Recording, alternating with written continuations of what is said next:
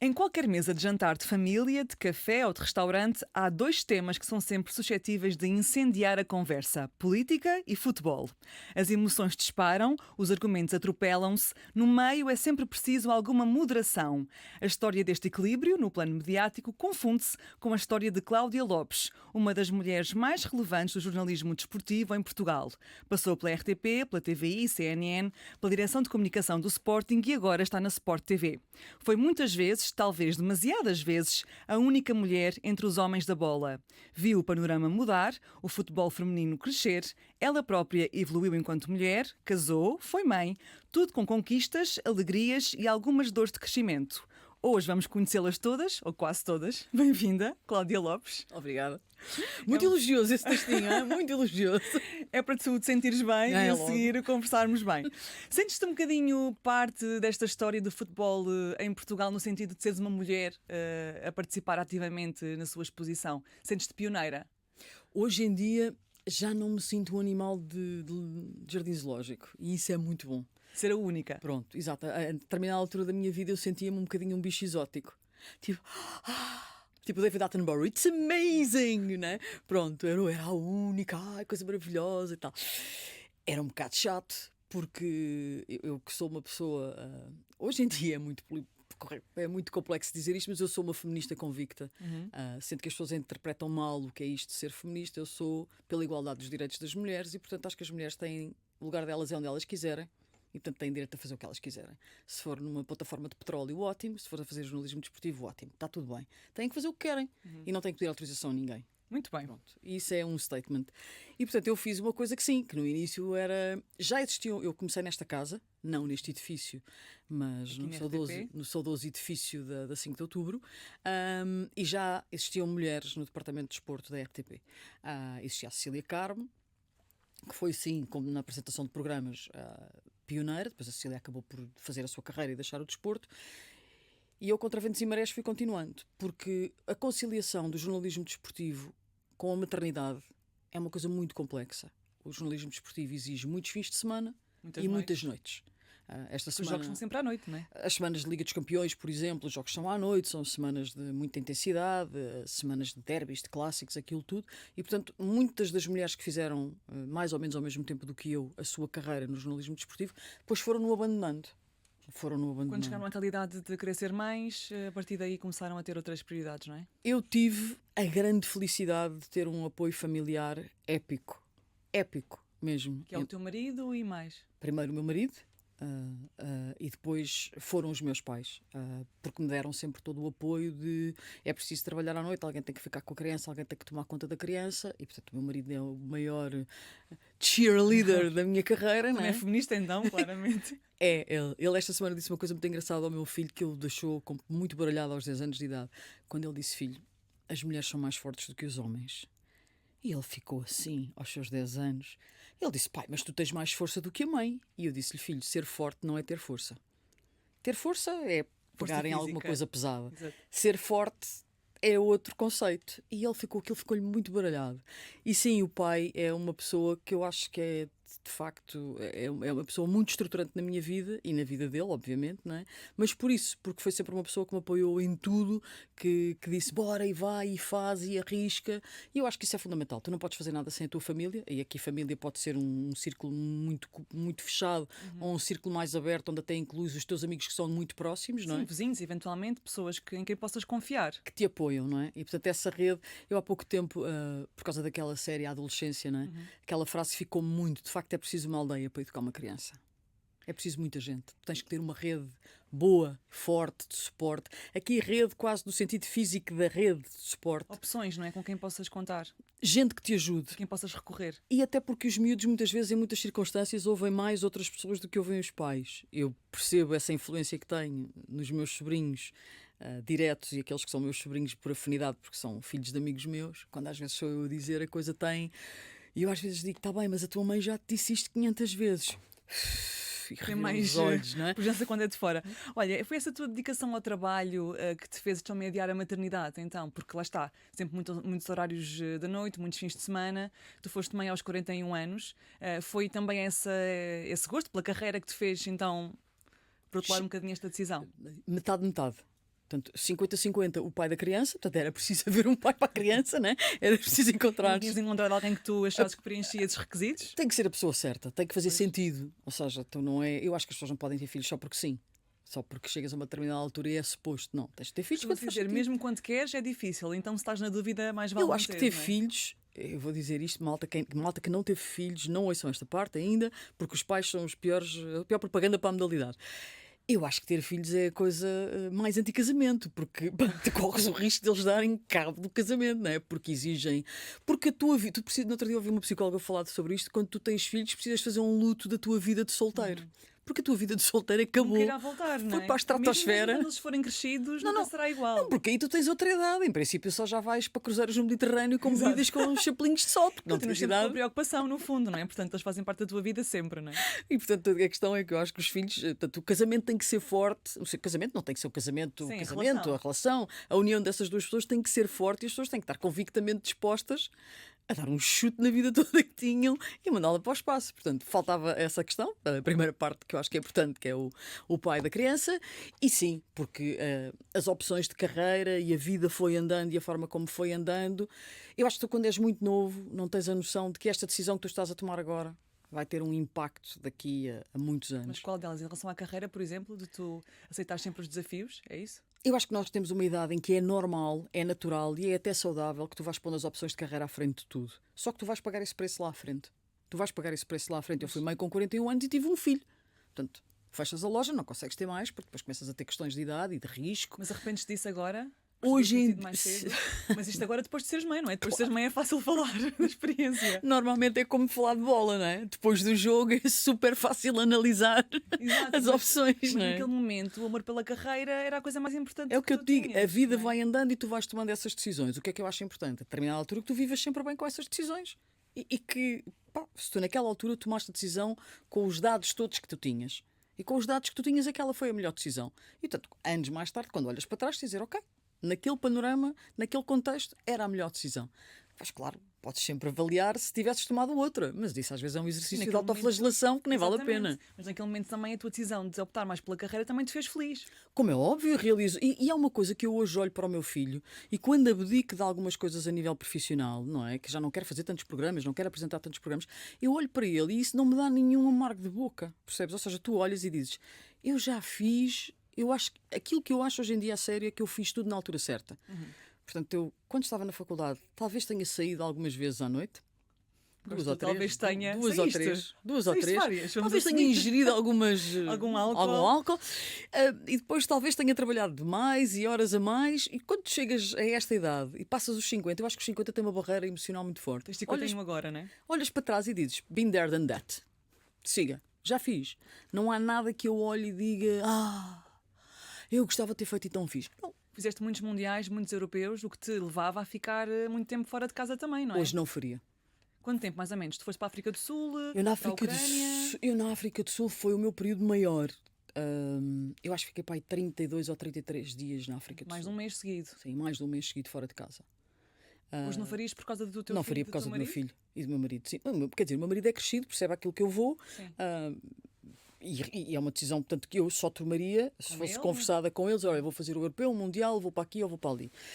E era uma coisa decidida pelos dois. Pá, para o meu filho era muito duro. Mas por causa das saudades ou porque... É muito duro. querias estar, Primeiro que a logística ausente? do meu marido sozinho com ele ia ser um bruxedo, não é? Aulas, escola, atividade, ele a trabalhar por turnos e, portanto, ia ser uma coisa que ia ser. Ele é também desta área, do jornalismo?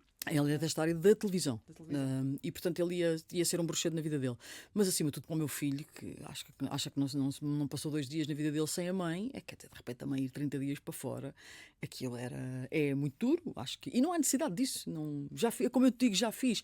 E eu acho que tu, enquanto profissional, há um gozo que a idade te dá mais tarde, que é veres crescer outros profissionais e veres outras pessoas despontar, aparecer, afirmarem-se. E eu acho que às vezes há pouca solidariedade feminina, sobretudo numa área onde existiam poucas mulheres. E o teu papel, que ninguém lhe apaga ou tira, hoje em dia tem que ser outro. Já não é só dizer, eu fui a primeira, eu fui fantástica. Não, primeiro que não fui a primeira, portanto, Sim, mas és a verdade tem nome que ser marcante, dita. És uma pessoa que marcou esta Então área. o que é que tu podes fazer? Ajudar quem começa agora. Mas essa dificuldade, às vezes, em ultrapassar esta coisa do eu estive nesse protagonismo e agora já não estou tão presente, Não vai estar sempre. Mas é São dores de difícil. crescimento. Não vai estar sempre. Vai sempre aparecer alguém mais novo, mais giro, mais engraçado, melhor. E isso é uma coisa com a qual tu tens que viver e, acima de tudo, incentivar. Porque tu não te podes cristalizar. Porque se tu achares que isto é uma coisa que é um dado adquirido e que esta cadeira, como dirá André Vilas Boas, que a tua cadeira de sonho é para sempre, isso é horrível. Porque não há nada pior. Aliás, os déspotas surgem porque são pessoas apegadas ao poder. E aos Não lugares, há um não é? medinho de perder importância, um medinho Não, não. ligado ao ego, Não. ligado ao eu também quero ser importante, eu também quero ser A vista. pior coisa que tu podes ter na vida é o teu ego. Enquanto tu não domares do teu ego, ele vai sempre mandar em ti. Mas o ego é muito presente em televisão. Toda a gente que aparece em televisão gosta de aparecer em televisão. Nunca acredites em alguém que te diga ao contrário. Eu não gosto nada de aparecer na televisão. Pá, bullshit. Não existe mesmo. Gostam de se ver também. As pessoas gostam de se ver e gostam de ser. E gostas, sobretudo, de sentir o carinho das pessoas que te veem. Ai, menina, Esteve tão bem, gosto adoro tanto de a vê-la. vê-la no seu programa. Pá, eu agora, por questões de uma lesão que tive no pé muito grave, faço aulas de hidroginástica, onde sou, aí sim, a mais nova e a mais gira. Ótimo, vês? Porquê? Porque Somos sempre a mais velha em algum lado e a mais nova no outro, não. sempre. Todas as pessoas daquela piscina, àquele horário em que eu vou à quinta-feira, porque vou cedo por causa do programa, têm para cima dos 70 anos. Eu sou mais nova, mais gira, mais magra. E adoro as minhas velhotas, divirto-me imenso com elas. E tem esse lado das pessoas dizer: ai, menina, hoje vai para lá. Ai, eu gosto tanto de te ouvir. Tu gostas, é óbvio, de sentir esse carinho do público. Agora, tu não podes é viver em função disso. Como não podes deixar-te arrasar por uma crítica numa rede social que pode ter sido escrita por uma criança com 14 anos. Que tu já foste essa pessoa que se deixava arrasar, mas entretanto tu aprendeste. Essa frase foi o teu marido que te disse, não foi? Numa altura em que tu estavas a ler comentários e ficaste muito triste. Podia fazer uma t-shirt com isso, não é? E ele disse: Cláudia, é um mantra. Cláudia ou amor, não sei como é que ele te chama, mas pronto. Cláudia, estás a ficar triste por causa de uma crítica que pode ter sido um miúdo de 14 anos a escrever, porque é um perfil falso e tu não sabes quem é que está por trás. Não fazes ideia. E portanto é essa coisa, ou seja, tu não podes deixar de estar atento à crítica, no sentido que se tu estás a fazer alguma coisa e tu achas que estás a fazer bem e de repente começam a surgir imensos, não gosto disto, não gosto daquilo, não gosto do formato, ou não sei o quê, tens de estar atento. Não podes fazer televisão numa bolha, não fazes televisão para ti. Se eu fizesse a televisão que eu quero ver, garanto talvez o programa só fosse uma última vez para o ar, não é? Era completamente chalupa e sem filtro. Tu fazes para as pessoas, portanto tens de ter o feedback das pessoas e estar atento ao feedback das pessoas. Outra coisa é massacrar-te. Lá está, com aquilo que uma pessoa cujo nome é Johnny93 não sei o que na internet te vai dizer. Quer dizer, isso não faz absolutamente nenhum sentido, não é? Mas tu vês hoje ainda algumas mulheres, sobretudo numa área em que há poucas mulheres, acho que também há esse lado de tu queres manter o teu lugar porque são poucas, então tu queres manter o teu protagonismo. Ainda vês isso, não em ti, já percebi que não, mas em pessoas à tua volta. Olha, eu na Sport TV nesse aspecto tenho muita sorte, porque eu acho que nós somos um grupo pequeno de mulheres. Apesar de existirem, à proporção se calhar da No escala programa, por exemplo, tu és a única mulher, tu moderas, depois tens o Gomes. É um programa de autor, é um bocadinho diferente, porque é um programa de autor, portanto aquilo é sempre apresentado por mim. Chama-se o Futebol em Momento. Foi em algumas circunstâncias muito duras, apresentado por outras pessoas, por razões, pronto. Nomeadamente a última vez foi apresentado pelo Marco Sousa no dia em que quando a minha mãe faleceu e, portanto, não tinha, obviamente, condições para fazer o programa, e é um programa de autor. Quando tu fazes noticiários, outros programas, tudo isso, hoje pode ser o A, amanhã pode ser o B a apresentar, não há essa ligação entre a pessoa e o programa. Mas nós, na Sport TV, temos ali um grupo de mulheres que apresentam programas e somos muito unidas, damos-nos muito umas com as outras e somos amigas umas das outras neste sentido. Não é amigas de casa, não acho que seja isso importante quando tu trabalhas, mas ali funciona bem. mandas uma mensagem e dizes assim: essa camisola fica-te muito gira, esse casaco não sei o quê. E torcemos umas pelas outras, no sentido que é bom para a imagem da estação. E portanto não há necessidade de dizer: estás tão gira. Não, já não tenho paciência para falsidade. Não. Achas que é diferente uma mulher a falar de futebol de um homem a falar de futebol? Há diferenças? Eu acho que há diferenças entre homens e mulheres na vida. Ponto. Esta coisa de eu dizer pela luta dos direitos das mulheres não significa que seja por terraplanagem e de repente que somos todos iguais. Mas imagina, se calhar não. se nós perguntarmos aqui às pessoas para imaginarem um debate de futebol em televisão, se calhar a Hoje em imagem dia que vem não. é aquele debate mais aguerrido, uma coisa mais acesa, etc. Eu calhar gosto imenso dela, da Mariana Águas, da CMTV, ou seja, eu não me revejo no tipo de discussão que a CMTV promove, não me revejo de todo, não estou aqui a fazer um juízo de valor se é bom ou se é mau. Tem público, aliás, ok? Mas não é a minha praia. Esta coisa de atropelarem-se e de gritarem não é a minha praia. Esterismo. Mas é muito associado às mulheres, mas que naquele caso é Mas a Mariana claro. faz aquilo muito bem. A Mariana Águas faz aquilo muito bem. E tem presença firme. E eu acho que qualquer telespectador que veja reconhece essa firmeza. Portanto, não acho que hoje em dia na cabeça das pessoas... Aconteceu-me uma vez, não vale a pena aqui falar de nomes ou de candidatos ou de quer que seja, mas deu há uns anos largos, na primeira candidatura do Bruno de Carvalho à presidência do Sporting, eram 5 candidatos à presidência do Sporting, e eu moderei o debate das eleições na TVI. E um assessor de um dos candidatos ligou para a TVI questionando se eles achavam bem ser uma mulher a moderar o debate. Também não vou... o decoro e a educação não me permite citar a resposta do meu chefe na altura. Foi essa frase, mas com outras palavras. Epá, foi uma... Não, a pergunta foi esta mesmo. Ok. Mas vocês acham bem ser uma mulher aqui a moderar o debate e tal? Pá, o meu chefe foi... rachou de alto a baixo, basicamente, e disse, pá, preparem-se, porque não vai ser bom para vocês. Eu, quando soube daquilo, fiquei num misto entre o incomodada e o... Agora é que vão ver a força de uma mulher a moderar. Pronto, ou seja, ninguém questiona se a Clara de Sousa Pois. faz um debate dos candidatos presidenciais. Ninguém questiona isso. Porquê é que faz questionar no futebol? A maior parte das pessoas que falam sobre futebol no café nunca jogou à bola. Ou jogou tanto como eu. Portanto, têm mais credenciais para falar de futebol. Porquê? Por causa do cromossoma? Não me parece. Se calhar também não acompanham a parte prática diariamente como tu acompanhas, não é? Portanto, nem que seja a nível de conhecimento. Tu jogaste futebol? Não, nunca. Tenho 2 pés esquerdos, tenho 2 pés, parece que tenho 2 tijolos. Não tem jeito nenhum para O isso. teu interesse pelo desporto começou muito com o teu irmão, não é? Que era, ou ainda é, não sei, professor de Educação Física. E foi aí que começou o teu interesse pelo desporto. Pá, sim, ele via tudo. Na altura só tinhas um canal, eu sou muito antiga, na altura só existiam 2 canais de televisão e portanto a RTP dava tudo, da Fórmula 1 ao ténis. Eu lembro-me do imaginário dos torneios de Grande Slam do ténis ou do Cordeiro do Val fazer o torneio das 5 nações em rugby. Ainda eram só 5 nações e portanto do Ayrton Senna correr na Fórmula 1. Tenho essas memórias muito vivas. Meu irmão era fã de Maradona, fã. O Mundial 82 em Espanha é uma coisa que eu guardo com uma memória muito viva. A cerimónia de encerramento dos Jogos Olímpicos de Moscou, que tinha o Misha, que chorava, tinha cadernos da Misha. Pronto. Pessoas mais novas, nascidas nos anos 80, têm que ir à procura na internet todas estas referências. Mas portanto, havia essa cultura desportiva em casa. Tu fazias desporto também, não é? E fiz Tu desporto, própria. e fiz uma série de desportos, sempre na escola, e outras coisas mais a sério, e tudo isso. E portanto eu gostava de desporto. Agora, se tu algum dia me dissesse assim, tu vais fazer aquela coisa do gênio da lâmpada que mostra o futuro e uns desejos, e tu vais fazer jornalismo desportivo, eu dizia, vocês beberam todos imenso, não é? Nunca me passaria pela cabeça, porque aliás eu fui para a faculdade tirar um curso de marketing, que era a última coisa que me passava pela cabeça, era fazer jornalismo desportivo, e depois aquilo acontece por acidente. Como assim, por acidente? Eu estou na RTP, estava na altura no País a trabalhar, e eu fui lá parar. Pá, E foste para estagiar. no teu caminho. E ele mandou-me fazer o União de Leiria. Jogava com o Boa Vista já para ir numa meia-final ou nos quartos de final da taça, uma coisa assim já muito avançada. E ele mandou-me fazer um treino da União de Leiria. E eu pensei, eu não faço ideia de nenhum jogador que esteja na União de Leiria. Pai, tenho que meter alguns no GPS, na altura era um tonton. Onde Exato. é que é o estádio da União de Leiria? E portanto, assim começou a minha aventura O teu amor. no desporto. Quero também falar contigo sobre mulheres a jogar, mas antes disso ainda, sobre trabalhar em televisão e desporto, queria trazer-te aqui 2 temas. O tema da beleza, se a beleza em televisão compensa ou não, e depois vamos a outro, que é o tema do dinheiro e da igualdade salarial. Podes suspirar outra vez, porque é um outro tema também intenso para ti. Primeiro tema, a beleza. Televisão é imagem ainda.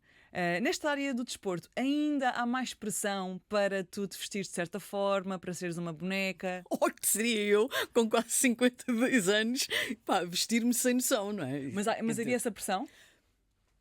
Se calhar, não te esqueças que eu entro num contexto um bocadinho diferente. Eu começo a fazer desporto na RTP e a apresentar. Ainda as privadas davam passos muito incipientes, coisas muito pequenas, não é? Eu chego ao desporto na RTP em 98. Portanto, as privadas não tinham assim tantos anos, não tinham assim tanta audiência, não tinham assim tanto gás, não havia tantos programas de desporto como há hoje. E, portanto, era uma lógica diferente. E era, atenção, era a RTP. Ou seja, portanto, exigia-se ao pivô que Algum apresentasse e se decoro. sentasse na mesa, que se sentasse um palmo da cadeira, com o casaco bem assim apertado, bem coiso e tal, e uma postura muito formal. Portanto, era uma estação do Estado e, portanto, a coisa era com algum rigor e não se passava para a cabeça na estação do Estado que as pessoas que apresentassem o que quer que seja aparecessem Com decote. voluptuosas. Exato. Vamos chamar assim. E, portanto, havia aqui algum decoro no guarda-roupa. Quando eu chego à TVI em 2009, já não chego com o estatuto de garota. não chego com um estatuto de miúda, não é? Portanto, primeiro já não era miúda de idade e já chego depois de fazer 10 anos aqui. E, portanto, já ninguém me vai dizer O que vestir, ou vamos então desapertar aí 2 botões dessa camisa. Primeiro porque eu cultivo um bocadinho o mau feitio que tenho, no sentido que isso é uma capa que me protege. Portanto, as pessoas acham à partida que se me disserem isso são capazes de levar uma resposta torta e isso ajuda-te muito a não teres que chegar a vias de facto e dar a resposta torta.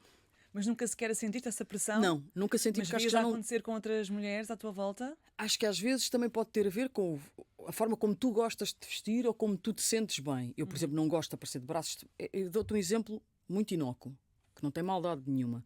Eu não apareço de braços de fora na televisão. E tu dizes assim, mas é um braço, isto não é um país muçulmano, não é? Claro. A questão é, eu não acho, ou tu tens um braço muito fininho, muito magrinho, ou o braço na televisão, num enquadramento de uma câmara de lado, dá-te sempre para A um braço. televisão aumenta também. Engorda sempre, portanto dá-te aquela perspectiva do bração. Não gosto, não acho. Não sentes confortável? com Conheço fazer o muito teu poucas trabalho? pessoas, talvez a Rita Rodrigues está na CNN, que é muito magrinha, fico Ela é bem uma atleta também. fico com aqueles bracinhos muito fininho, fica assim muito bem. Nós na Sport TV temos a Helena Rita Bezuc, que também é muito magra, muito boneca, muito mimosa e portanto fica assim muito, muito fininha. Pá, portanto, há coisas que eu não gosto, acho que chegas a uma altura em que tens a tua própria imagem, sabes o que é que te fica bem, o que é que te fica mal, o que é que gostas de usar e o que é que não usas. Nós hoje, a pessoa que faz o stylist da Sport TV também é uma pessoa que eu já conheço há muitos anos. E que te conhece bem e, portanto, já sabe aquilo que tu Nem gostas e aquilo que tu nunca não traria gostas. agora no verão uma manga à capa. Até pode trazer se eu seguir vestir um blazer por cima, entendes? Acho que o blazer é aquela coisa que se tu estás sempre bem. Sim, Estás sempre, sempre estás médio. sempre bem. É, exatamente. Até podes ter uns jeans, até podes ter uns ténis, mas Há sempre aquele em toque princípio estás formal, mas sempre leva mais ao ou mesmo menos tempo. composto. Pá, um bom camiseiro, como tu tens hoje em dia. Eu não iria apresentar com uma camisa de ganga. Entendes? Posso vir gravar um podcast, mas não vou apresentar com uma camisa de ganga. Acho que na cabeça das pessoas, e hoje em dia com a história das redes sociais, tens ainda um bocadinho uma diferença de como é que tu podes aparecer vestido numa rede social ou num digital, como é que tu apareces na antena. Isso A ainda se antena, mantém, a antena é cada vez mais para pessoas mais velhas. Nós já perdemos essa guerra com a malta mais nova. A malta mais nova não vê televisão. Mas tu vês isso porquê? Pelas audiências, pelas coisas que te dizem, As pessoas não veem. pela realidade. Porque as pessoas só veem tudo o que caiba na palma da mão Vídeos de 10 segundos. e só veem TikTok. E isso é uma coisa que me aflige. Aflige-me mesmo. E quando eu digo que me aflige, eu ontem estava numa conversa com uma pessoa que tem 30 e poucos anos e que eu disse, eu tenho muita pena porque a vossa geração, de toda a história da humanidade, é a geração com mais acesso à informação. E é, ao mesmo tempo, a geração menos informada. A vossa principal fonte de informação é o TikTok. Vocês não assinam um jornal, não subscrevem nada de um meio de comunicação social. Não lemos livros de uma ponta à outra. Não, uma coisa credível. Ou seja, de repente circula na internet, no TikTok, uma teoria da conspiração sobre qualquer coisa e as pessoas tomam aquilo como bom e tomam como válido. De repente alguém se lembra de dizer que as vacinas se calhar provocam autismo. Por acaso uma pessoa com responsabilidades da saúde nos Estados Unidos, não é? E as pessoas acham que sim. E tu dizes, então, e 70 ou 80 anos de história de investigação científica sobre isto não valem nada? Sim. É Seja, uma consideração geral, não é? Claro que há pessoas que são exceção a isto, mas há uma, tendência. No sentido, atenção, aqui a generalização de uma geração é obviamente absurda, não é? Mas eu acho que há muita gente muito nova, muito pouco informada. E é a geração com mais acesso à informação. Sempre. Nunca ninguém teve acesso a tanta informação. Mais qualificada também. E dinheiro? Eu ouvi dizer que na TVI, mas se calhar não só, houve alguns programas que apresentaste com homens, portanto, estavam todos mais ou menos ao mesmo nível, ou estavam ao mesmo nível, podemos dizer assim, e que tu ganhavas menos que eles. Acho primeiro que não vale a pena fulanizar, nem vale a pena falar daquilo que aconteceu há não sei quanto tempo, mas acho que tu, genericamente, na sociedade onde nós vivemos, em 2025, continuas a ter esse debate. E esse debate é feito todos os dias em todas as profissões. Mas isto é verdade. Ganhavas menos que eles. É verdade em todas as áreas, querida. Foi verdade nessa altura, como é verdade hoje em dia em qualquer área da sociedade. As mulheres Descobriste são mais como? mal pagas. Porque comentaram Não. sobre os ordenados e... Não, querida, a questão é, eu demorei mais anos a chegar a um lugar de chefia que nada tinha a ver com uma questão de competência, tinha a ver muitas vezes com o facto de que és mulher. Agora vamos ter alguém aqui a mandar no desporto que é uma mulher, estás a ver? E quando isso aconteceu, aquilo que eu senti foi que isso incomodou muita gente e não tinha a ver com a competência. Quando tornaste Tinha a ver editora de desporto, não é? Sim, e diretora do site do Mais Futebol. E portanto, Incomodou por seres mulher, incomodou porque as pessoas achavam... que não tinhas qualificação. Não, era só a questão do género. É isso que chateia, porque as pessoas tinham direito à opinião delas de achar que eu não tinha essa competência. Não, ou essas valências. As pessoas não iam lá pelas valências, é pela competência. Então, mas isto agora é feito de uma gaja. E tu percebias isso como? Porque... Porque primeiro, às vezes há pessoas que não disfarçam muito, não é? Pois. E há outras que disfarçam mal. Mas nunca dizem, não é? Mas Não, fazem não. aquele comentáriozinho Não. subliminar. Sim, sim. Há muitas vezes aquele comentáriozinho e que tu dizes, pá, às vezes mais vale a pessoa Respirar. sorrir e acenar, E continuar, sim. como aos pinguins de Madagascar, não é? Sorrir e acenar, rapazes, e seguir em frente. Futebol e mulheres é uma combinação ainda difícil de conseguir concretizar de forma plena, também do ponto de vista de quem joga. Futebol feminino, vamos falar sobre futebol feminino. É diferente uma mulher a jogar e um homem a jogar? Soutora, se me permite, vou-lhe fazer uma pequena correção. Para mim, não existe futebol feminino. Pausa técnica, Uhum. algum drama, Sim. aqui uma banda sonora. E agora, Ou seja, explicação. existe uma modalidade chamada futebol que é praticada por homens ou por mulheres. Mas esta é a designação que é usada, porquê? Porque é parva.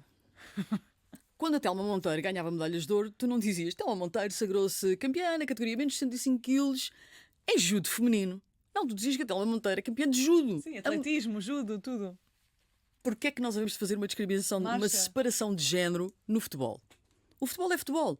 Tem 11 de cada lado, como dizer, são 11 contra 11 no fim em Alemanha, não é? Portanto, tem 11 jogadores, tem um árbitro, tem tudo. A modalidade é igual, ok? Tem as mesmas regras, não tem regras especiais, não tem menos tempo, as pessoas não param para amamentar. Lembras-te dessa polémica, não é? Portanto, a questão é, a modalidade é exatamente a mesma. E depois tem escalões. Tem feminino, tem masculino, tem sub-23, tem sub-21, tem infantis, tem pá, por aí afora. E, portanto, essa questão de tem que ser o europeu feminino de futebol. Nós temos que dizer Campeonato da Europa feminino de futebol. Portanto, E não futebol feminino, exato. a modalidade vem no fim. E o género vem antes da modalidade. O género é o escalão. É como se fosse um escalão no sub-23. Não é? E depois vem a modalidade, porque a modalidade é igual para toda a gente. Acordámos tarde para o potencial do futebol praticado por mulheres. O futebol praticado pelas mulheres tem imenso potencial. E vou-te dar um exemplo menos óbvio. Ok? O menos óbvio é para as marcas. As marcas O procuram. futebol é um negócio. Se As funciona marcas- tão bem para o futebol masculino, porquê que não funciona Mas é que as para o marcas futebol cada vez feito mais. pelas mulheres? Há marcas que querem ser muito transversais, que não querem a guerra e a poluição da arbitragem. E da clubite e daquela discussão se é golo, se é penalti, se o VAR, não sei o quê. Não querem isso. São marcas transversais. O que é que procuram com o futebol jogado pelas mulheres? Um apoio mais ou menos e um ambiente familiar e uma coisa mais ou menos unânime.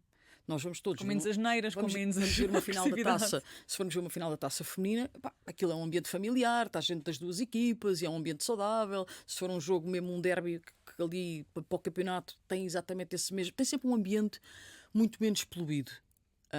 E a competitividade está lá e a qualidade das jogadoras está lá. Mas tem um ambiente menos poluído.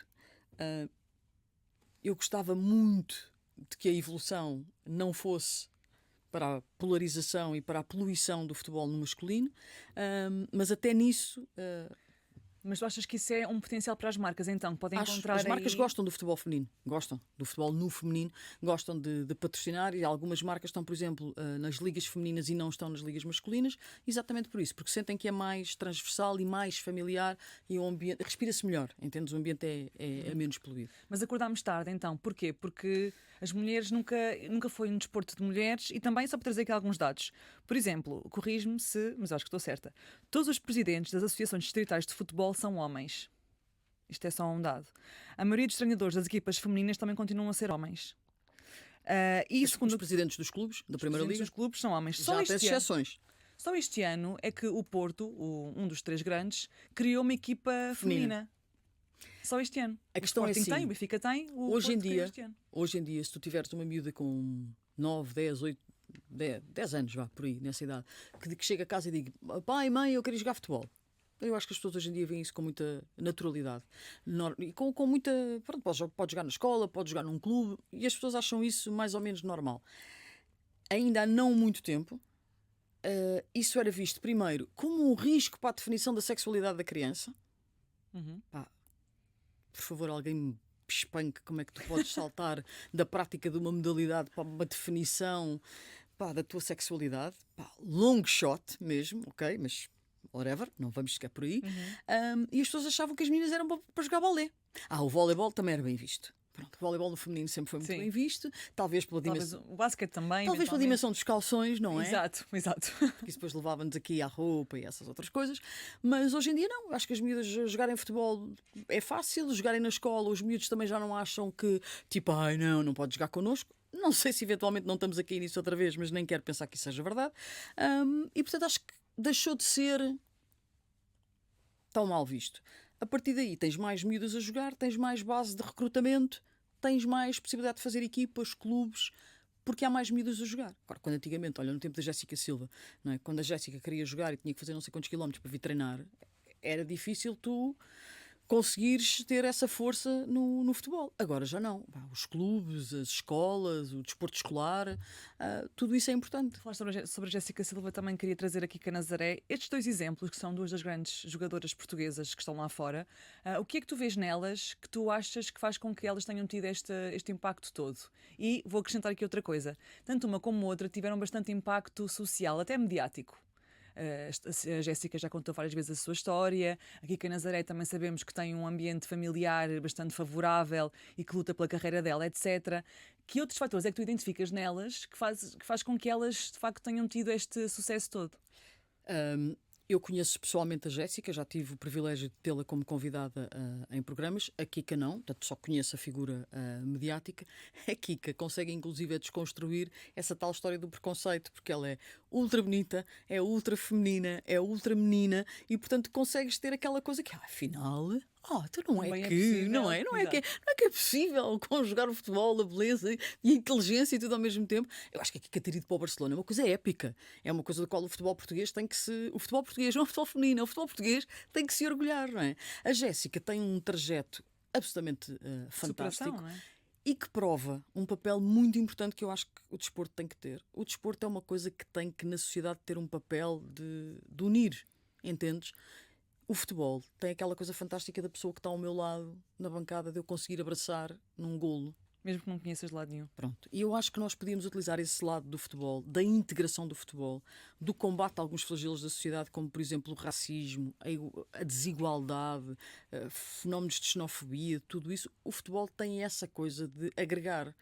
Porque apesar de nós vivermos neste momento numa sociedade em que tem, eu acho absolutamente preocupante, há movimentos crescentes anti-imigração, eu acho que a malta do Sporting gosta muito de um sueco que lá tem e a malta do Benfica gosta muito de um grego que lá tem.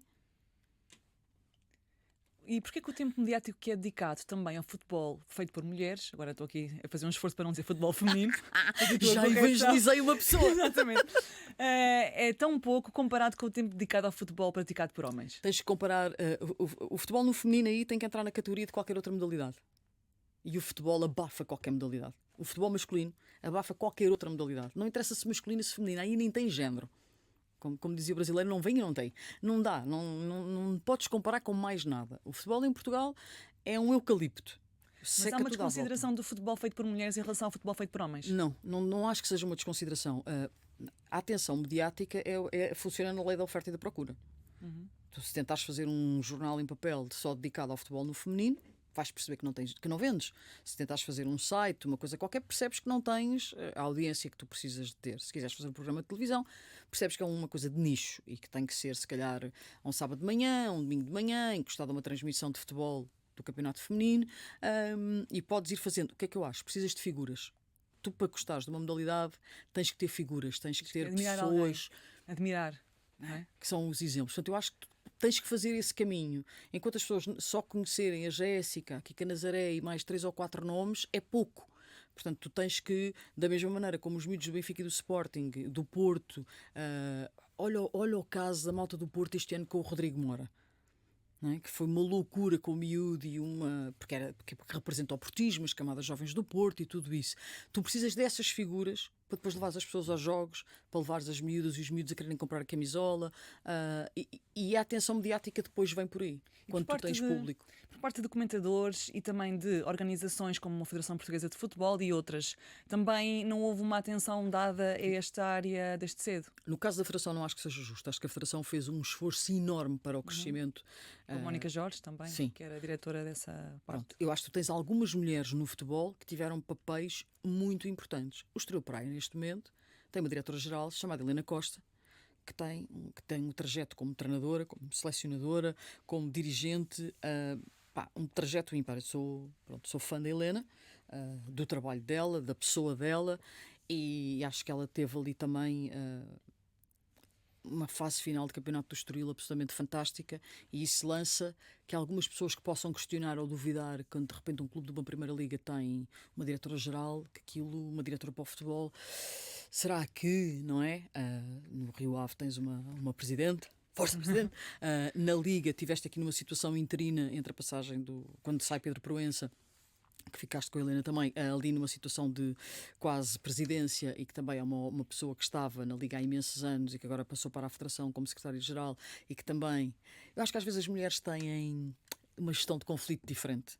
Nós temos uma gestão de conflito diferente, e o futebol às vezes é muito polarizado e muito de conflitos, e eu acho que às vezes o tom não é o mesmo, as pessoas terão alguma parcimónia em dizer os mesmos palavrões, e portanto às vezes, se calhar em determinado tipo de cargos de topo e de gestão, faz falta mais gente para dizer: meus senhores, comportem-se, por favor. Moderem-se, lá está. Moderem-se. Continuamos na era das primeiras. Aliás, foi este ano que tivemos a primeira árbitra na principal liga de futebol masculino em Portugal, que a Catarina Campos. Primeiro arbitrou Passos de Ferreira Feirense da segunda liga, e depois, em março deste ano, arbitrou o duelo entre o Casa Pia e o Rio Ave. Esta coisa da primeira que deixa-te feliz, deixa-te triste, porque tu tens quantos anos de carreira de futebol, de jornalismo desportivo? Muitos. 20 e tal, 25. Sim, comecei em 98. Por aí. Como diria António Guterres, é só fazer as coisas. Exato. Esta evolução foi Quase lenta, 30, foi sabes? rápida. Continuamos ainda nos primeiros que, neste caso, as primeiras que.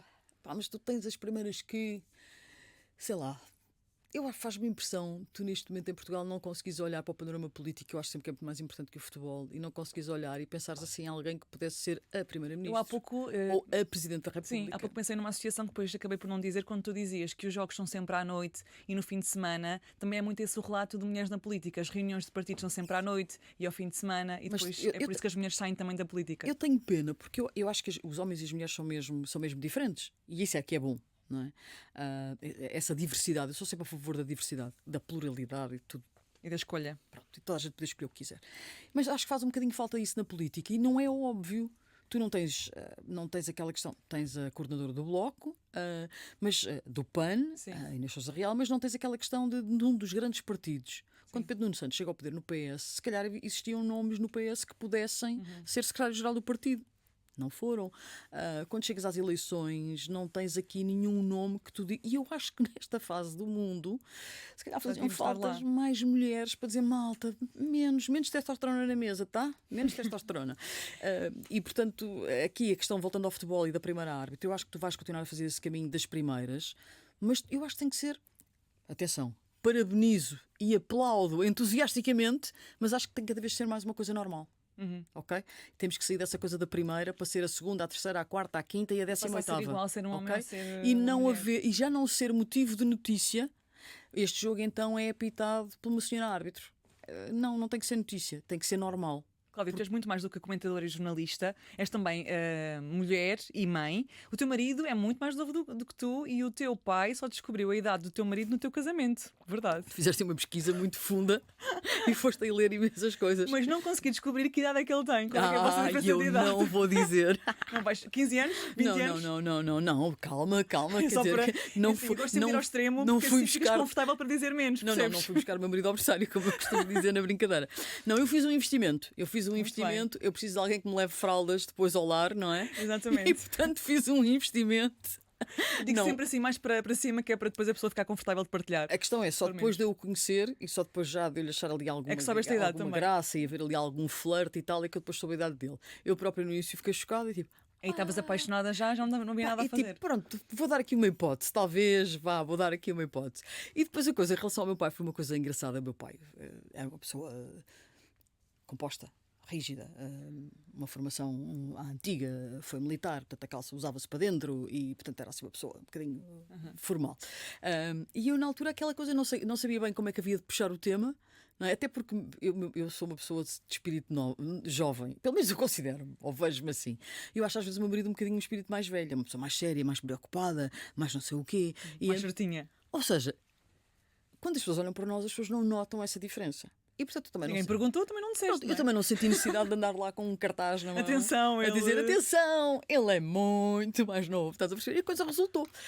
Nós estamos juntos há 15 anos, já não estamos juntos há 15 dias. Portanto, isso foi ali uma coisa que, pronto, nós depois até achámos alguma graça e fomos brincando um bocado os dois um com isto. Bem, olha, não dissemos, não vamos dizer.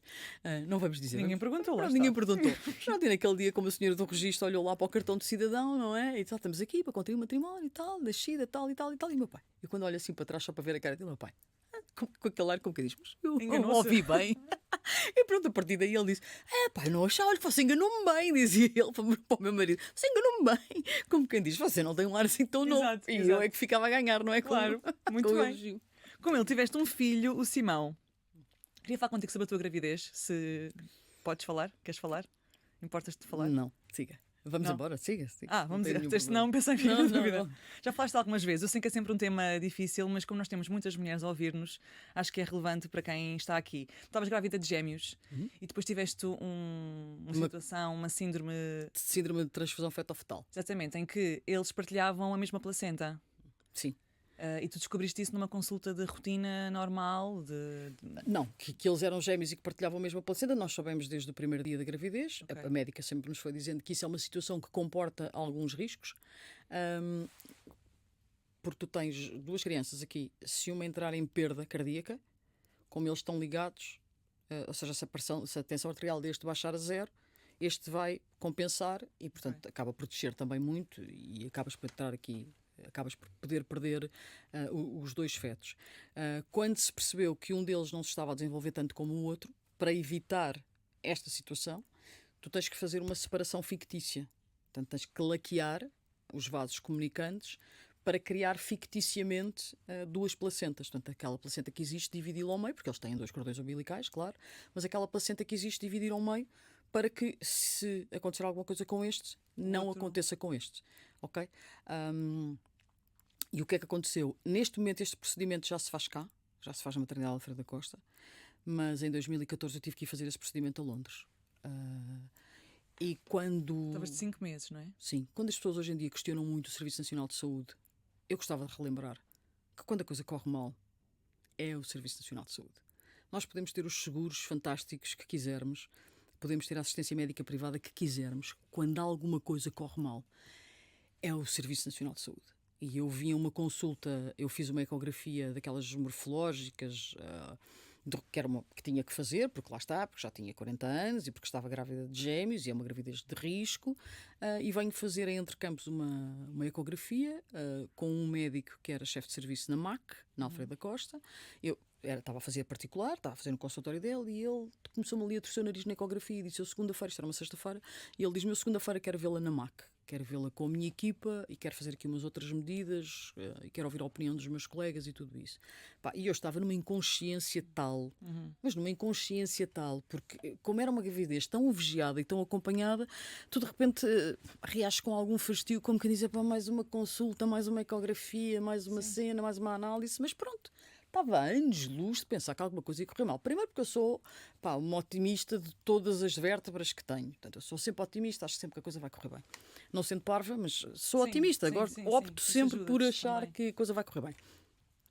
E, portanto, fomos a essa consulta na máquina segunda-feira, os dois de férias, com um ar de quem a seguir, talvez, vamos lá despachar isto, que ainda podemos apanhar uma praia. Estávamos de férias, não é? E quando de repente o médico diz: não, vocês vão para Londres já imediatamente e de urgência. Foi ele que indicou para onde é que iam. Portanto, eu fui vista depois na MAC e fui acompanhada o processo todo na MAC pelo Dr. Álvaro Cohen. É muito conhecido esse médico, não é? Sim, os médicos não têm redes sociais, o que é uma pena, porque eu agradecer-lhe toda a minha vida e iria pôr likes em todas as publicações dele. E então eu basicamente fui de escantelhão a casa fazer uma mala, meter umas coisas dentro de uma mochila e vou para Londres, para o King's College Hospital, fazer a intervenção com um médico grego. Não possas pedir para reproduzir o nome do senhor, porque é impronunciável. No dia a seguir em Londres, faço essa intervenção em Londres. A intervenção é bem sucedida, o que não é bem sucedida porque eu acabo por conseguir fazer a separação e eu salvar de facto uma das crianças, mas não consegui salvar a outra. E há uma coisa que eu digo sempre em relação à perda gestacional. Uma perda gestacional não é a mesma coisa que tu perderes um filho.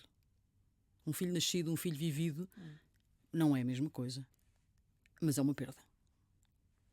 Uma perda gestacional é uma perda. Estava lá, sentias tudo. Pronto, e tens tudo o que já preparaste, tudo o que já fizeste e tudo isso. E é um período muito complicado para as pessoas. E sobretudo eu só falo nisto por causa desta questão, porque acho que quem nos ouve e já passou ou passa por uma situação desta se identifica numa coisa, que é quando as pessoas vêm dizer coisas pelas quais nunca passaram, que é deixa lá. Não era um filho. Não, nem é tanto isso, é deixa lá, pronto, já passou, tens outro. Exato. Epá, façam-me só um favor, pessoas, calem-se. E portanto, se vocês têm alguma pessoa que conhecem que está a passar por isto, digam só, olha, posso-te levar sopa, posso-te levar comida, O que é que posso-te precisas? levar chocolates, posso-te levar alguma coisa que te conforte, não é? Quer dizer, a pessoa nestas circunstâncias já não lhe ofereçam álcool, embora eu acho que era aquilo que a pessoa verdadeiramente precisava, de beber um valente copo de vinho tinto, pá, porque é um chute na tua cabeça, é um chute na tua alma, é um chute na tua vida. Tinhas 2 filhos, não era só um, não é? Portanto, quando dizem É teres tudo o que outro, tu projetaste, tinhas 2. pá, portanto não digam às pessoas, deixa estar. É pá, não deixa estar. Se não têm nada para dizer, calem-se, deem um abraço. Deem só um abraço. Consolem só as pessoas e digam, olha, força. E não é aquela coisa do vai ficar tudo bem. É um luto. É um luto.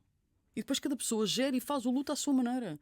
Como nós fazemos de um pai, de uma mãe, de um irmão, de um tio, o que quer que seja. É um luto de uma vida que não chegou a ser como tu No tinhas limite, pensado. é um luto de um projeto. De um projeto de vida, de um projeto que tu crias para ti. Uma família. Não é? Ou seja, e portanto, não digam aquela coisa levezinha às pessoas do vai ficar tudo bem. Epá, isso era o arco-íris no Covid, ok? Aquela coisa do vai ficar tudo bem, tu não sabes quanto tempo vai demorar até a pessoa ficar bem, se é que... E depois as pessoas ultrapassam as coisas de forma completamente diferente. E muitas vezes em silêncio. Não tens que andar com uma bandeira na mão ou fazer um cartaz a Sim. dizer eu não estou bem. Às vezes parece estar bem, mas ainda não Até estás para bem. as pessoas não te dizerem disparates. Exato. Percebes? E siga, e diz, não, tá tudo bem, força, siga, percebes? O luto é uma coisa sobre a qual nós falamos pouco. O luto, genericamente. O luto passa por muitas fases, não é? Ou seja, tens fases em que ficas melhor, tens outras fases em que voltas a pensar naquilo. Eu acho que quando tu perdes alguém, eu aqui estou à vontade porque acho que são duas coisas completamente distintas. Perder um pai ou uma mãe é uma coisa perdeste diferente. o teu pai, não é? E a minha mãe. Já perdi o meu pai e a minha mãe. E em circunstâncias que eu acho que encaixam na maioria das pessoas, que é, perdi o meu pai de uma doença prolongada e, portanto, tu estás mais ou menos avisado para o que vai acontecer, mas nunca estás preparado. E perdi a minha mãe que morre de idade, portanto, morre de um dia para o outro, sem nenhum aviso prévio. Portanto, tinha falado com ela na véspera. E tinha falado com ela na véspera, bem, aliás, tinha falado com ela mais do que uma vez nesse dia, e ela atende-me o telefone e diz: o que é que tu queres? Tu hoje não me largas. Minha mãe era esta pessoa, ok? Estava bem. E portanto, isto enquadra-se, numa grande maioria das pessoas perdem os pais ou de uma maneira ou da outra. E são, inclusive, duas formas diferentes de fazer o luto. Porque numa situação, tu tens algum tempo de preparação. Embora tu, quando É um sempre dia um choque, não é? É sempre uma tristeza. nunca mas... estás preparado, ok? Mas é exposta nesse cenário várias vezes, não é? Enquanto quando é uma coisa de choque, pá, como é um acidente, como é uma notícia inesperada, tu tens uma fase em que primeiro ficas, Isto aconteceu pá, mesmo. onde é que eu estou, quem é que eu sou, o que é que está a acontecer aqui, não é? Portanto, tu tens aqui, até te enquadrares outra vez com a realidade, tu parece que estás numa outra dimensão, não é? Parece que estás assim a flutuar, que não estás muito bem cá, nem estás a perceber muito bem o que é que acontece à tua volta, não é? E portanto, eu acho que nós temos uma necessidade que o outro esteja bem, neste sentido. Tu, quando perguntas a alguém, verdadeiramente, passas pela pessoa no corredor e dizes: então, está tudo bem? A pessoa nunca diz, por acaso hoje estou super mal, acordei mal, o meu filho não me deixou dormir. Porque ninguém a minha quer ouvir carreira-" isso. Pois não. Porque ninguém quer ouvir isso. Tu estás à Sim, espera está que a tudo, outra está pessoa tudo, não é? responda e diz: está Tudo tudo. bem, exato. Oh. Quase rock. Não queres estar incomodada com os problemas dos outros ou com a tristeza dos outros. Até não é? porque tu tens aquela máxima de que 50% das pessoas não querem saber dos teus problemas, os outros 50% até se vão rir. E portanto, a maior parte de nós, pá, está tudo bem. Mas diz-me, hoje 10 anos depois, o teu filho tem 10 anos, já fizeste o luto a 100% do teu outro filho? O luto, sim. O luto, sim, mas tens sempre imensos momentos na vida em que tu olhas e pensas e dizes: então, e se tivesse sido de outra maneira, como é que seria? Às vezes tens alturas no teu dia em que tu pensas: pá, eu tinha falecido. Se fossem dois, olhas para aquele e dizes: se isto fosse a durar, eu teria eventualmente falecido. Já consegues encarar a coisa com algum humor e alguma leveza. Mas é como tudo. Eu acho que, por exemplo, nesse aspecto, é diferente uma coisa que tu projetas e que tu imaginas, como, por exemplo, a minha mãe, que foi uma coisa muito mais recente, ainda não fez um ano. Eu não tenho um único dia que não me lembro do meu pai e da minha mãe. E a dor são as rotinas. E isso, uma perda gestacional não te dá, porque tu não tens essas rotinas, ok? A dor São as do, projeções daquilo que poderia a ser. dor do luto é a rotina. É aquela coisa que tu entras no carro de manhã, como eu entrava no carro, e a primeira coisa que fazia quando chegava, saía de casa, dava aquelas curvas direita e esquerda, e assim que entrava na autoestrada, a primeira coisa que eu fazia era ligar à minha mãe. E esses primeiros dias passam. Pois é, os natais, os fins de semana. É tudo a os... primeira vez. Eu ainda estou a passar agora tudo pela primeira vez. Portanto, em maio tivemos pela primeira vez o Dia da Mãe sem a minha mãe. Pá, e eu não queria. Pá, enquanto eu via, estás a ver o feed? Sim, flores e Fotos e chocolates. tudo. Epá, eu sou, atenção, eu sou mãe, fiz um ótimo Dia da Mãe com o meu filho, porque ele. Sim. Mas, Mas tu és várias coisas, também és a filha que perdeu a mãe. pá, e às vezes há coisas que tu dizes, amanhã isto vai ser muito melhor, porque já passou.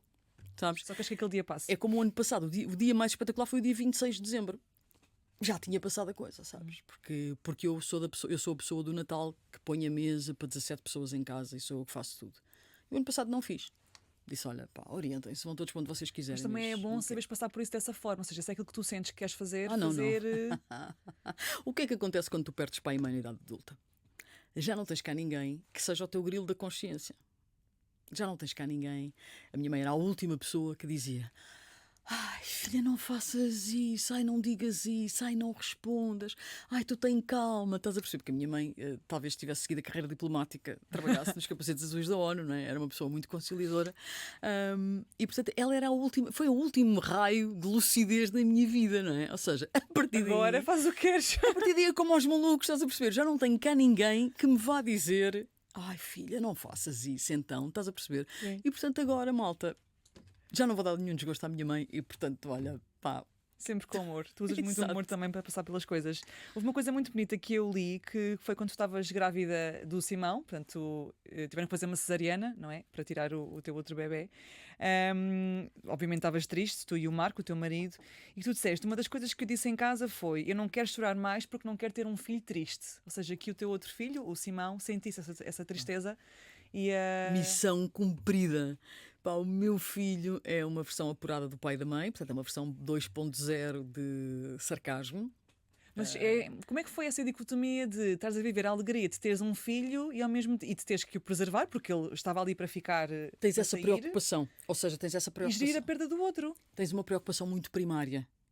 Há de sobrevivência mesmo, de Ou seja, uma coisa animal, não é? Ele nasce com Proteger. 1,380 kg. Como é que era assim nas É tuas um mãos? rato. Eu ainda hoje lhe chamo rato às vezes a brincadeira. Anda cá, rato.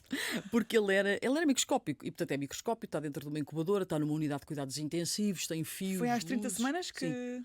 Tem fios, luzes, alarmes, tem. Pá, é uma parafernália. E aí foi outra vez um medo de acontecer alguma coisa ou não? E tu focas-te nisso. Ok. Focas-te só nesse medo. No medo que ele é tão frágil que ele pode não sobreviver. Isto pode aqui acontecer alguma coisa, pode ter sequelas. Quando os bebés nascem prematuros, portanto, se alguém ainda não preencheu a declaração do IRS, pode apoiar a XXS, que é uma instituição sem fins lucrativos que apoia pais de crianças prematuras, e fazem um trabalho épico.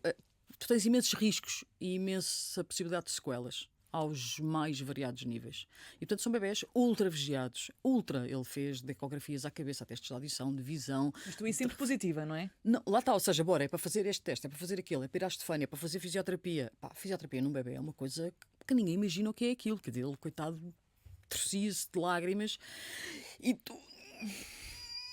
Mas era bem, era para o bem dele, e portanto eu acompanhava, e lá está, bora, filho e tal, e não sei o quê, aquela coisa toda, mas pá, são imensas consultas e imensas porcarias até ele ter alta. Ter alta aqui é no sentido que os médicos da MAC te dizem: está tudo bem, ele agora só vem cada ano à consulta de desenvolvimento e não precisamos de o acompanhar mais. Aqui a alta não é de internamento, mas é uma alta de acompanhamento. E portanto são meses e meses, eu já sabia onde é que se estacionava na MAC, na Estefânia, pá, em todo o lado, portanto já dominava aquilo. E portanto aí tu focas-te na sobrevivência dele. E de alguma forma, esse luto eu fiz de agosto a outubro. Entendes? Portanto, fui-me preparando e fui digerindo e fui... Eu digo muitas vezes isto, aquilo que eu senti era, eu estava numa corrida com a dor e eu não a podia deixar ganhar. Portanto, bora lá. siga, acelera, dá, pronto. Mas isso tem a ver com a nossa maneira de ser. E eu acho que hoje em dia nós temos que estar muito atentos aos sinais das pessoas, nomeadamente no pós-parto, na questão da depressão pós-parto, na questão dos chamados baby blues, porque eu acho que as pessoas acham tudo. Lindo. No meu tempo não fase havia da minha nada vida. disso. Exato. Era fazer e pronto. Havia, só que não era resolvido. Não, a questão é que também no tempo de muitas pessoas estavam as mães, as tias, as avós, as sogras, estava toda a gente lá para ajudar a cuidar do bebê. Pois. E não havia esta carreira desenfreada como nós temos. As pessoas, estas ambições as mães, ficavam deitadas durante semanas na cama e eram as tias, as mães e as avós e tudo, e não sei o que tomavam conta do bebê, que levava lá o bebê, e muitas delas. todas. Conta da casa, cozinhavam, tudo. Porquê? Porque lá está a história de é preciso uma aldeia para criar uma criança, e tu vivias nessa questão da comunidade. Hoje em dia tu não tens isso e nós achamos que fazemos tudo sozinhas. Pois. Olha, uma curiosidade. O Simão sabe que tinha um irmão gêmeo? Pá, sabes que sou há relativamente pouco tempo. Ah, sério? Por causa de uma conversa deste género, com uma pessoa que eu adoro de paixão chamada Manuel Luís Goxa, Ah, ele convenceu-me, e depois a meio da conversa vem este tema. Pá, mais ou menos, invariavelmente acaba o tema por surgir. E ele estava em casa a ver. E eu digo ao Manuel, eu acho que nunca tinha falado disto assim. E ele diz, porquê? Achas que o teu filho está a ver? É capaz de estar a ver. E quando cheguei a casa, ele estava à minha espera. mas ele descobriu pela televisão. Ele viu na televisão. Ai, Porque nós fomos sempre guardando a questão para quando ele tivesse um bocadinho mais de maturidade. Não há uma notícia que tu chegues ao pé do miúdo e largues assim em cima do miúdo. Tens que esperar que ele tenha mais maturidade, mais idade, perceba o que é que aconteceu, efetivamente. E eu digo, pá, o Manel, não sei se ele sabia, fiquei ali naquela coisa e tal. Pronto. Chega a casa, ele está à minha espera. Tipo, não é à minha espera, é fazer-me uma espera. Olha para mim e diz, nós temos que conversar. eu adoro que tu te rias, porque eu acho que ficava em pânico. Pá, mas eu olhei para ele e pensei, pronto, mas eu acho que tive ali algum tempo de preparação de bucelas até ao outro lado. Parece aquelas revelações de novela, não é? De repente, uma revelação. E ele assim, com ar muito sério, dizia, bem, nós temos que conversar. E eu, pronto, aí sentei-o ao colo e disse, então vamos conversar os dois sozinhos. E fomos e falámos e eu tenho uma relação com ele muito transparente. O que é que ele te perguntou? Porque é que eu nunca lhe tinha contado? Portanto, a questão dele não era a notícia, era porque é que eu nunca lhe tinha contado. E eu expliquei-lhe, porque achei que ele não tinha idade, que era muito pequeno, e ele responde-me, mas eu tenho quase 10 anos. Pois é, uma vida inteira. Com um ar assim, estás a ver? E eu, pronto. Não podes rir, não é? Não podes Claro, rir, porque ele acha que tenho quase 10 anos, Exatamente. não é? Como é que tu achavas que eu era pequeno? Mas sim, hoje em dia não é. Mas não... foi uma boa conversa, foi... As nossas conversas são sempre muito boas conversas. Nós temos 2 momentos por dia onde as nossas conversas acontecem muito. Um é no banho, porque ele gosta muito que eu esteja ali, que acompanhe, que não sei o quê. E outro é quando eu vou deitar. Quando eu vou deitar, ele faz questão que eu entre ali na cama com ele e que às vezes ele diz, mãe, temos que ter as nossas conversas. E depois conta-me coisas da escola e eu às vezes penso, mas eu quando tu chegaste a casa perguntei-te, Simão, como é que foi o teu dia? E tu disseste, foi bem. Mas agora ele acha que tem coisas para contar. Mas pronto, lá digeriu as coisas dele, lá fala nos tempos dele. E eu acho que nós temos que guardar sempre esse tempo para os filhos quando eles dizem que querem conversar, porque acho que nós um dia vamos perdê-los, não é? Porque eles vão passar a falar só com os amigos e não connosco. Exato. E portanto, Para a sua vida. tentar alimentar isso. Também tinhas dito uma vez numa entrevista uma coisa que eu achei muito interessante, porque poucas pessoas dizem. Lembro-me de Carolina Patrocínio, acho que também disse uma vez, que a pessoa mais importante para ti é o teu marido e depois o teu filho. E houve isso várias deu uma pessoas, sim, polémica, pá. que foram comentar a dizer como é que é possível, filho é filho, etc. Explica-me essa ideia, porque eu acho que é uma ideia que, lá está, que muitas pessoas pensam, mas que parece que fica mal, não é? Parece que é mal recebido dizer, Tu dizes dizer assim, isso. há 2 coisas que é... o problema das pessoas é que falam mal português. E eu normalmente tento ser criteriosa na escolha das palavras. Pois. Uma coisa é amor. Quem é a pessoa que tu mais amas na vida? O meu filho. Qual é a única pessoa pela qual eu dava a vida? O meu filho. Se eu tivesse de dar o rim, o fígado, o que fosse, era pelo meu filho. Qual é a pessoa mais importante na tua vida? O importante tem a ver com uma dimensão prática, não tem a ver com uma dimensão de amor. O amor que eu tenho pelo meu marido não é igual ao amor que eu tenho pelo meu filho. Como é óbvio, isto parece uma coisa mais ou menos das pessoas razoáveis e bem estruturadas, não é? O amor do meu marido é um amor entre um homem e uma mulher, é um amor de uma relação. O amor com o meu filho é quase um amor transcendente, porque pá, tu não amas mais ninguém na vida como amas um filho, não é? O teu filho pode ser preso e tu vais lá todos os dias visitá-lo, tu não deixas de amá-lo. Se for o marido, tu és capaz de pensar 2 vezes, não é? Ou seja, a dimensão da importância tem a ver com o papel que essa pessoa ocupa na tua vida. O papel do meu marido na minha vida é um papel estruturante. Eu não tinha a vida que tenho, eu não fazia as coisas que faço, eu não tinha a profissão que tenho, nem tinha a dimensão na profissão que tenho, se o meu marido não estivesse lá todos os dias, como está para me apoiar. O que é uma pessoa importante na tua vida? É uma pessoa que está lá para ti, é uma pessoa que te ajuda, que é teu companheiro, que está ao teu lado. Não tem a vida com uma dimensão do amor. Para terminar, Cláudia, qual é que tu achas que é a característica mais importante deste teu percurso todo pessoal e profissional e que te mantém firme, convicta, bem disposta, ativa? Resiliência. Uma das pessoas no mundo do desporto que eu tenho muita admiração é pela Simone Biles, a ginasta norte-americana. Que parou um tempo por causa da sua saúde mental. E o documentário dela impressionou-me muito. Talvez numa altura muito particular, mas impressionou-me muito. E pouco tempo depois eu fiz uma tatuagem num braço de uma frase que ela tem, que ela diz, Dá para vermos ou que não? ela também tem tatuada, e que é um título de um livro que diz aqui. Dá para vermos, estamos Dá a ver para no ver. YouTube. É muito fininha. And still I rise. Uhum. Que é traduzido livremente para português é apesar de tudo, tu sobrevives, tu ergues, tu levantas-te. Não é? E é um bocadinho isso, ou seja, eu acho que o caminho é sempre feito de algumas quedas, é inevitável. Há algumas em que tu cais sozinho, há outras que te empurram, há outras em que de repente tu olhas e o buraco estava lá e tu não deste conta.